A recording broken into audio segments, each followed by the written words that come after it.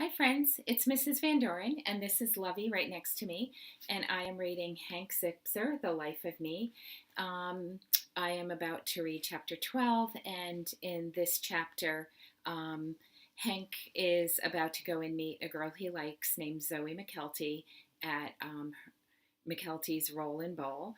And he has not told his friends that he would like to stay in reading gym with Zoe. So he's kind of committed to being in two places at the same time. So we'll see what happens. And today at Hunking School, it's Superhero Day. So just a really special thank you to everybody out there, making sure that we get food and that we're safe. There are so many people still working, going out every day. So thank you. So chapter 12, and Lovey's having her bath. I never think about what I'm going to wear to school. As long as I have something covering the bottom of me, something covering the top of me, and a couple of things covering my feet, I figure I'm good to go. But I have to confess, the next morning was different. After I got up and brushed my teeth and combed my hair, sort of, I actually stood in front of my closet and thought about what I was going to wear. I mean, I didn't put on a collared shirt or those black slithery dress-up socks I have to wear to family dinners and restaurants or anything. But I did pick out a new Met sweatshirt and two socks that actually matched. After all, I didn't want Zoe to think I was so flaky that I couldn't match my socks or remember to take my gummy worms. I mean, a little flaky is cute. A lot flaky is, well, just too flaky. If it's okay with you, I'm not going to be home today until 4 o'clock, I told my mom at breakfast. Do you have another activity at school, honey? She asked, dishing me up a big helping of her scrambled tofu with the stringy green thing in it. She's told me a million times what the stringy green thing is, but I keep forgetting the name. I only know two things about it. One, it's some kind of green thing, and two, it tastes way too green. Did I mention it was green?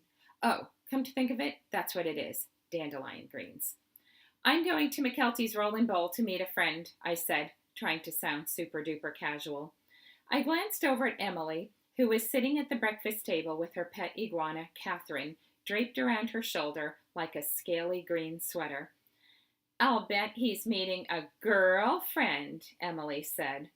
Well, I think it's very lovely to have friends that are girls, my mom said. Cool mom that she is. Catherine's tongue shot out and snatched up a chunk of tofu from my plate. Your lizard's hungry, I said, trying to get Emily off the subject of my social life. You should feed her more. Robert and I are baking Catherine some special iguana treats after school today, Emily said. Parsnip and squash squares. That sounds delicious and nutritious, my mom said. Don't give Mom any ideas, I whispered to Emily. These dandelion greens are bad enough. And if you want my dessert tonight, lay off the girlfriend talk when Dad comes in. That will cost you a chocolate pudding and 3 oatmeal cookies, Emily said. She drives a hard bargain, that Emily. But what choice did I have? My dad isn't the kind of guy who you want to talk about a crush, unless it involves a 7-letter synonym for one. So if Zoe was going to be my secret, and that meant paying Emily in chocolate pudding and oatmeal cookies to keep her mouth shut, then I guess that was how it had to be. Frankie and Ashley and I always hang out together after school, so I needed to tell them that I was meeting Zoe at McKelty's instead of hanging with them. I was planning to break the news to them on the walk to school, but Emily and Robert tagged along that morning, and I wasn't in the mood to discuss it around them. The whole Zoe thing was way too much the topic of conversation for me. Anyway, I decided to wait until lunchtime when Frankie and Ashley and I could sit down and talk without 4th grade ears listening in. Frankie brought it up first. Hey Zip, he said, as we stood in the cafeteria lunch line. Ashwina and I decided we should all meet in the clubhouse at 3:30 to practice some taekwondo moves. Get a jump on old Principal Love. I can't today, I said, grabbing the 2 taco special from under the glass and putting the plate on my tray without looking up. Boy, girl stuff does weird things to your head. Suddenly, I was uncomfortable talking with Frankie about my arrangement with Zoe. Frankie, who's been my best friend since we were born. You have an orthodontist appointment? Ashley asked. Do you see any chocolate milk? I answered. Booster shot? Frankie asked. That's okay. I'll just get regular milk. Hank, Ashley said, pushing her glasses up on her nose so she could get a good look at me, kind of like that. I notice you're not answering. As we carried our trays to the table, she followed me, shooting out questions faster than I could answer them. Are you going shoe shopping? Are your library books due? Wait, are you getting a haircut? Seeing an educational therapist? Taking a ping pong lesson? What? I sat down at the table and concentrated very hard on unfolding my napkin. Zip, Frankie said, it's no big deal. Just tell us what you're doing after school. Okay, I said, but I don't want to have a big major discussion about it. I'm meeting Zoe McKelty at the bowling alley. Well, check you out, Frankie said with a grin. Hank Zipzer, ladies' man. Frankie, that's so immature, Ashley said. I bet I know why they're meeting. Hank is going to tell Zoe that he's not coming back to the reading gym because he's taking Taekwondo instead. And he doesn't want her to feel bad that she's stuck there doing boring stuff while we're having fun. Isn't that right, Hank? Yikes. I realized that I had never even mentioned to Frankie and Ashley that I was thinking of dropping out of Taekwondo and taking reading gym instead. And I had told Zoe that I was staying in reading gym for sure. The cloning thing wasn't going to work out, which meant that unless I could come up with a new way to be in two places at once, I was in a pickle. What I needed to do was just talk to Frankie and Ashley about my decision. Okay, Hankster, just say the words. Tell them that you can't decide, that you may drop out of Taekwondo. If you do, they'll understand. They're your friends. I opened my mouth to discuss the situation with them, but instead, here's what came out. You're right, Ash. That's exactly what I'm going to tell Zoe. How'd you know that? I knew it, said Ashley, because you're such a sensitive guy, Hank. And that's the kind of thing you do. Sensitive and starving, I said. With that, I shoved a whole taco into my mouth. I figured that was one way to end the conversation. What was going on with me? Was I truly going to disappoint my friends and drop out of Taekwondo, something I'd wanted to do since I was little? Of course I wasn't. That would be crazy. Was I truly going to leave reading gym after I told Zoe I was staying? Of course I wasn't. That would be crazy. I picked up the second taco and shoved it into my mouth in one bite. Wow, somebody's hungry, Ashley said. Hey, us martial arts guys need nourishment, Frankie said. Isn't that right, Zip? I just nodded. Suddenly, a big beefy hand came swooping down onto my tray and grabbed the chocolate chip cookie I'd picked for dessert. Hey, that's mine, I said, turning around just in time to see Nick McKelty shove my cookie into his mouth. Not anymore, he answered, cookie crumbs spewing from his blubbery lips. At least I think that's what he said. It's hard to understand a guy who's grinding up a jumbo-sized cookie all in one bite. You better get me another one, McKelty, I said.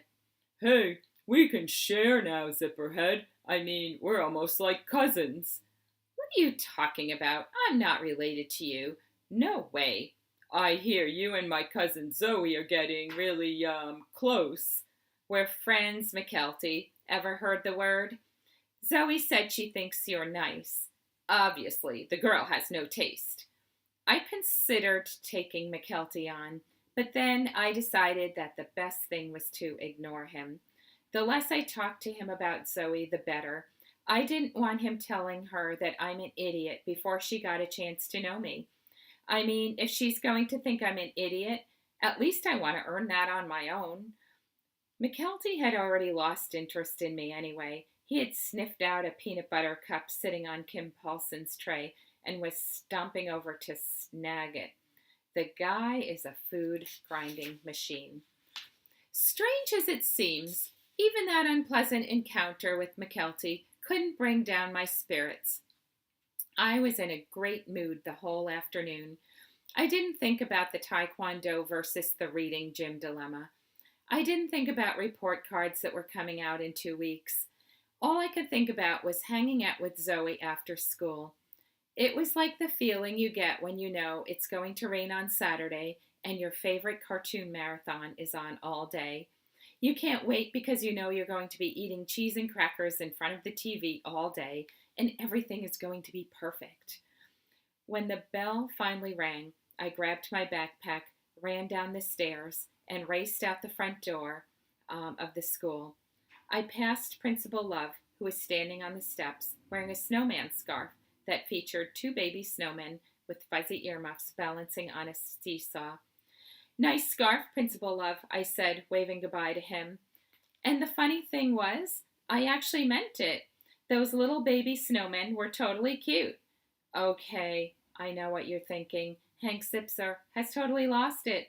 That Zoe McKelty has taken over his brain and turned him into a snowman scarf-loving ding-dong. And you know what? I might actually have to agree with you on that point. I was heading to McKelty's Roll-In Bowl, which is not even 2 blocks away from my school, when suddenly I got a brilliant idea. I turned around and took a detour over to Broadway. 3 doors past Harvey's is Bubka's, my favorite bakery in all of New York. I walked in and found Trudy, my favorite bakery salesperson in all of New York, standing beside the counter. I know what you want, Trudy said to me. A black and white cookie, right? Trudy knows that the black and white cookie is what I consider to be the grand poobah of all desserts. Actually, Trudy, today I want 2 black and white cookies, I said with a smile. That's a mysterious grin, she said. Something tells me the other cookie must be for someone very special. You got a girl, Hank? Hey, was I wearing a sign on my back that said, please talk to me about very personal things? I must have been, because everyone sure felt comfortable doing it. I took the little white paper bag with my 2 cookies and placed it carefully in the upper pouch of my backpack. A black and white is a delicate thing, and I didn't want to give Zoe an all crumbled up one. As I walked the 2 blocks over to McKelty's, I visualized what was about to happen next. I'd give Zoe her cookie, and we'd sit down in a booth. As we munched, we'd listen to the sound of the bowling balls rolling down the alleys and the clatter of the pins falling down. Hopefully, I'd be able to think of something more to say than, oh, something that would make her laugh and flash those turquoise braces of hers. I was feeling totally great when I climbed up the stairs to McKelty's Roll-In Bowl and pushed open the heavy red leather door. My eyes scanned the room for Zoe. She wasn't in the video game area. She wasn't in the coffee shop. She wasn't behind the desk where her Uncle Joe was handing out a pair of shoes to one of the customers. Ah, wait, there she was, in one of the beat-up leather booths by the alley, just like I imagined she'd be, sitting there, smiling, wearing her funny little hat, waiting for me to arrive. Only one thing was different than I imagined it to be. Sitting next to her in the booth, chowing down a greasy cheeseburger and letting the ketchup squirt out of his big, sloppy mouth, was the blowbag himself, none other than Nick the Tick McKelty. Hey, who had invited him? And friends, that is the end of this chapter. Next time we'll be on chapter 13, and have a great day. Okay, take care.